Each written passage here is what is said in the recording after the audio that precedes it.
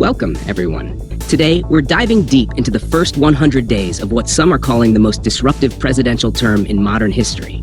Forget the usual political talking points. We're breaking down the raw power plays, the startling policy shifts, and the sheer audacity that has defined Donald Trump's return to the White House. Let's start where it all began, inside the White House itself. The setting is key to understanding Trump's approach.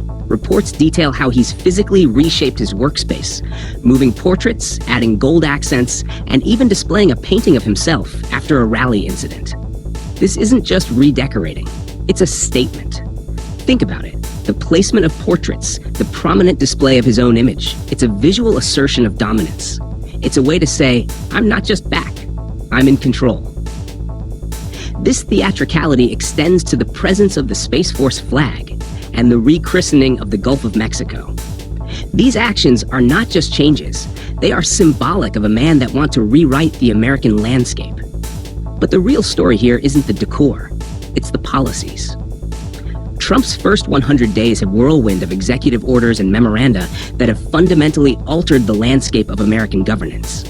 We're talking about massive deportation drives, sweeping tariffs, and threats to annex entire countries. The mobilization of agencies like the IRS and Postal Service to track and deport immigrants, and the use of an 18th century law to send people to foreign prisons without due process. This is not just policy, it's a radical reimagining of immigration enforcement. The aggressive imposition of tariffs, triggering a trade war with global implications. This has not just economic implications, but also political ones, testing the stability of the global market. The dismantling of federal agencies and the consolidation of power through Musk's Department of Government Efficiency, DOE. Weaponizing the DOJ to investigate political opponents, and the pardoning of all January 6th defendants. This is a clear attack on the independence of the justice system. To understand the gravity of these actions, we need to hear from experts. Constitutional scholars and civil libertarians are sounding alarms. They point to Trump's attempts to bypass Congress, ignore court orders, and amass unprecedented power. Judge J. Harvey Wilkinson, a respected conservative jurist, warned that Trump's behavior threatens to reduce the rule of law to lawlessness. This isn't just partisan rhetoric, it's a serious concern about the erosion of democratic norms. How has Trump managed to consolidate so much power? The answer lies in a combination of factors: a weakened Democratic Party, a compliant Republican Congress, and a public that, in some cases, has acquiesced to his rule. But there are signs of resistance. Universities are pushing back against funding cuts, communities are protesting deportations, and even some Republicans are worried about the economic fallout of Trump's policies. Polling numbers also indicate a growing fear of the government.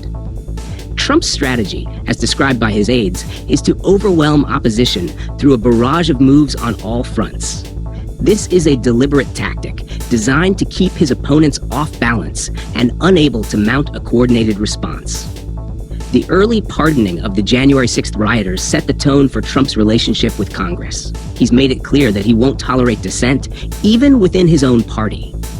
The incident with Representative Chip Roy is a perfect example. And then there's the role of Musk's DOGE, the consolidation of data, the dismantling of agencies, and the power plays within the Postal Service. It's a clear demonstration of Trump's willingness to use unconventional methods to achieve his goals. The courts have become a key battleground in this power struggle. The case of Kilmar Abrego Garcia, the man mistakenly deported to El Salvador, highlights the administration's disregard for due process. And the targeting of individuals like Rumeysa Ozturk, the PhD student detained for her political views, raises serious concerns about civil liberties. Trump's use of the Justice Department to target his political enemies is another alarming development. The investigations into Christopher Krebs and Miles Taylor are clear examples of this. The gutting of inspector generals and the appointment of loyalists to key positions further erode the checks and balances that are essential to a healthy democracy. The settlement with ABC News is a case study in how Trump uses his power to influence corporate behavior. The message is clear: fall in line or face the consequences. This approach extends to other corporations, creating a climate of fear and compliance. So, what does all of this mean for the future of America? The first 100 days have set a dangerous precedent, but the resistance is growing. The courts, civil society, and even some within the Republican Party are pushing back. The next few years will be a critical test of America's democratic institutions. Thank you for watching. Please subscribe, share this video, and let us know your thoughts in the comments below. We'll continue to follow this story as it unfolds.